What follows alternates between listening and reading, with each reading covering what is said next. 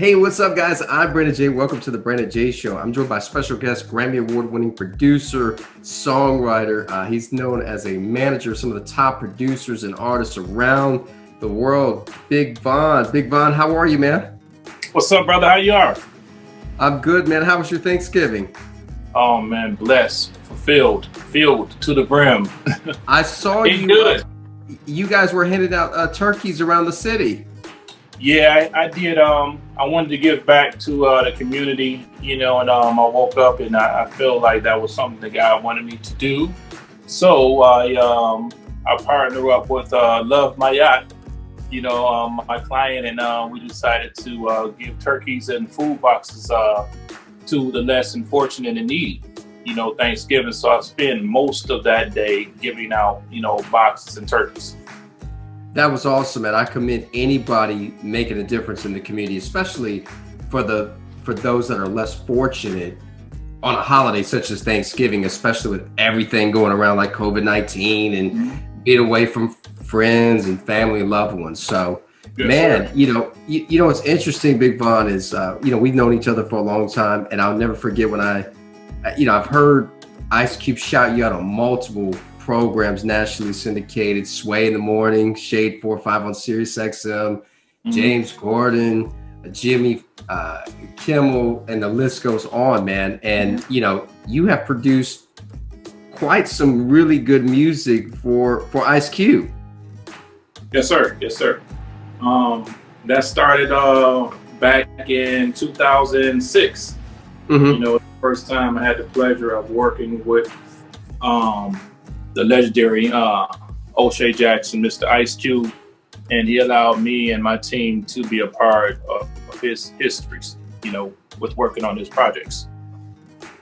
Well, what's crazy is I was talking to Tiny Lister Debo from Friday, and I thought about you, and I was like, man, I got to connect the two because I know you're getting into screenwriting and things of that nature too. I think working with Q is rubbing off. Yeah. I've been watching them over the years. I had a chance to be on a couple of the sets of some of the films that came out that he did, and I just watched the process, and I feel like that's something I wanted to dive into a little bit more. So I pursued it. What I'm saying, and I started my own comedy show with a couple partners of mine. Jet Wavy, he's a comedian and an actor. And we shot a season, and we were ready to start on the next season, top of the year. And then I also wrote a comedy movie, has a star-studded cast in it as well. So, I'm diving into it. Hopefully, God's willing, I'll be able to make some things shake, in the comedy show and in the comedy movie. Man, you're wearing multiple hats, Bigg Von. My hat's off to you, and that's something that I gotta see. I mean, putting a comedy together. I love comedies, from Will Ferrell to Kevin Hart, Cat Williams, Dave Chappelle, of course, and a funny story about Dave Chappelle. He was doing comedy at the Comedy Store in LA, and we ended up interrupting because we were laughing so hard his set. He was like, wait, but stop. He cut us off. He stopped the whole show and told us we had to be quiet. We had to sit down. He's hilarious, man. So I can't wait to see the comedy. Funny guy. I actually met him on the set of Ride Along when I was on the set, watching them film that, and he cracked jokes about my height and everything. But yeah, he's a cool dude, man. Real funny. I wish Kevin the best, man, because he slayed, the comedy world, and came in and really, did what he said he was going to do, and became on top. Absolutely. You've worked on some big records, and you work with all kinds of artists. How do you think music has changed, especially now that people have a lot more time to be creative? They're in the studio because they're not touring and things like that because of COVID. Yeah, true. I mean, we're being more social butterflies, I would say. Everybody is, getting on the internet a little bit more and looking to make ways of a living from off the internet, because you can't tour anymore. You can't do shows. So it's streaming. It's all about live streaming now. So a lot of artists is doing that. And I see that's another avenue that I'm getting in as well with, the comedy show I'm working on. And I've just been, blessed to sustain certain things throughout this time, that we've been dealing with Mr. COVID, for the last 7 months, 8 months now. So man, the whole entire year of 2020 is gone because we've been in quarantine, and I'm tired of throw hearing it out about it. throw it away, ball it up, throw That's it, man. away. Everybody's Man, saying you and that. I were supposed to be at South by Southwest, and we couldn't go because it got canceled. Yeah, that got canceled. I actually had 3 stages there. I had a lineup of major artists and independent artists that I was performing, and they canceled it because they didn't want anybody to get sick. And I think during this time, this is the time that God really wanted everybody to reset, their lives and build a relationship with Him and have a more spiritual involvement. And I think that's one of the things that people is missing right now. It's not about, let me get out and try to make some money. Let me get out and try to support my family or find another job. I think He wants you to really sit down and look in yourself and see, what am I doing wrong? How can I help myself achieve? And what am I going to do to get better, for the future? So if people don't see that by now, amidst what's going on, amidst the loved ones and the friends we lost because of this, pandemic, I don't know what to tell you, so I try to stay close to God and try to keep a spiritual enlightenment upon myself so I can actually help others, see the same things that I'm seeing with this, because people just look at it like, okay, it's supposed to happen. When is it going to be over? What if it's never? What if it gets worse? We have to really think about that. Who are we going to turn to?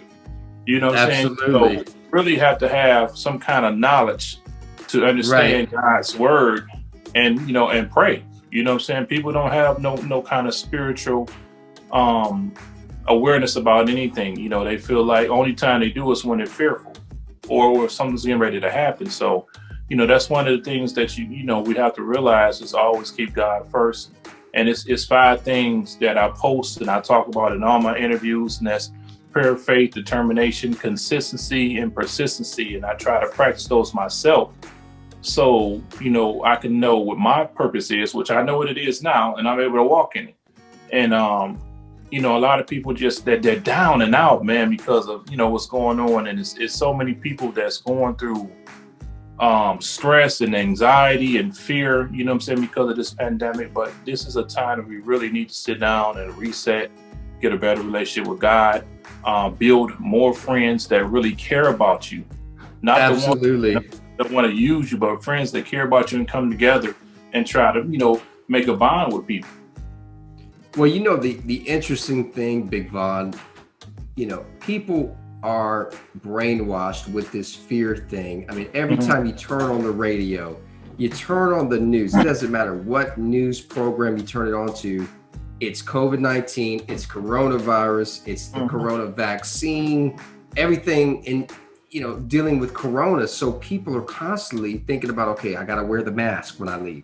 Okay, I can't have more than 6 people at Thanksgiving and all of these different things. And we just got to focus on being prayed up, and it's keeping that strong foundation in God. I had an interview recently with B. Dwayne Harden, a gentleman who's doing a lot in Atlanta and with pastors all around the country. And then he connected me with Pastor Robert Stearns, who I met at one church out in LA, and we got reconnected. And it's kind of interesting to see how God is using his spokespeople, for example, and bringing them together to figure out what solutions they can bring to the community, because a lot of people are hungry for that right now. So, I want to talk about how you started. So you're originally from Detroit, 8 Mile. Yes, sir. 313, Detroit, Michigan, born and raised. The dirty glove, call it. And I got connected with you when you were in ATL, Atlanta, years over a decade ago. And I've seen you work with Sierra, Lil Wayne, and 50 Cent, and all these people, and then managing talent as well. What do you think is the most difficult of the two, besides producing and managing? Because managing, I'm a manager as well on a boutique level, and I consider, you and I were like glorified babysitters, man. Oh, yeah, man. 24/7. We got to change diapers and everything. That's true too. It's time, man. You gotta have that time. If you're a manager or you're getting to the managerial field of, managing artists or anything, it's just you have to have time and you got to have patience, you know what I'm saying? Because like you said, you're dealing with all kind of characters, you're dealing with different emotions, and that's the biggest thing that people don't have is time. And, you know, it's patience. And then I try to, you know, to tell upcoming managers or upcoming people that's getting into that field that you got to take time out to really.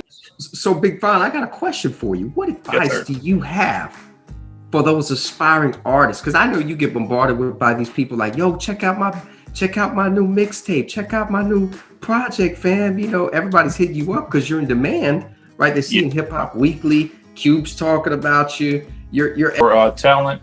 I have to, you know, try to find an artist that's unique and different. You know, I don't look for the you know, the same thing that's going on or the same wave. You know, you really gotta, you know, you got to be different. You got to be unique, and it's just something about, you know, character and you know, lets me see if you're ready for the industry. You know, so to work, willing to believe in their self before anybody else can believe in them. You know, so absolutely, man. We're speaking the same language on that managerial tip, and when we look for talent, man, where can people go to check out what you got going on? About, you know, how can they find out about this comedy you're working on, and when this thing is going to hit theaters? Well, it's going to be on a streaming platform. You know what I'm saying? Okay. The movie will probably hit theaters if Mr. COVID lets up. But you know, in Atlanta, I mean, they still doing their thing, man. They're still filming down here. They're practicing COVID rules and everything, but people, that ain't stopping nobody. This is second Hollywood, you know. So they're going to continue. Tyler Perry's not stopping for anybody. Nah, he got a whole facility, man. He bought a big piece of land in Atlanta, so he got his whole thing going. But my show, you know, on streaming platform is going to pick up the comedy show. I got a lot of, you know, big names, Atlanta, you know, raised and groomed in the actual show. And like I said, I'm working on a second season. Once I get that in the can, I'll be able to shop it to a network, and then I'll start on my comedy movie as well, you know, next year. It's something I thought was going to happen this year, but like I said, you know, with everything that happened with the pandemic, that slowed a lot of people down. But like I said, you know, we can't give up because you're in situations or a pandemic is going on. We got to have faith in God to allow us to move forward. And a lot of people don't do that. I always say this, Bigg Von, a delay is not a denial. It's just a growing pain, because you're going to receive more going through, like you said, the consistent element, the persistent element, all of those things that you follow your day-to-day by, those 5 things that you listed above at the beginning in the interview. Those things are mandatory to see the manifestation take place. And man, I'm proud of you, man. I'm happy for you. Appreciate you know, it, when I met you in person, you know, we met in Atlanta, and I said, okay, I see why they call him Bigg Von. He's like Shaquille O'Neal. This guy's tall, man. He's like a basketball player. And no, you're just super cool. And it was great to be a part of that All Eyes on Me movie premiere. I think it was Atlantic Station. Yep, sure was. Man. And time is flying. You know, here we are 3 years later or 2 years later, and the ball just keeps rolling. So, you know, we both got new television projects on the way. 2021 is going to be a blessed year. I'm excited. You know, at I am Bigg Von, BIGGVON, and I'll post your tag on the description below. Bigg Von, thank you so much for being a special guest here on the Brennan J Show. I'm grateful to have you, man. Brother, appreciate you. And man, you know, you got to bring me on set to do those exclusive interviews. Now I'm gonna hold you to it. Oh, I got you something coming. I got something you know, definitely with that. And, yes, you know, sir. And before we pull out, you know, it's, you know, I go back to this because I want people to understand that, you know, don't be fearful in this time, and don't give up on your goals or your visions. If it's something you're trying to accomplish in life, you want to make sure that you accomplish it. You know, put God first and pray always, you know, so you can actually have that door opened up for you in prayer, faith, dedication, consistency, and persistency. If you practice those 5 things, you will see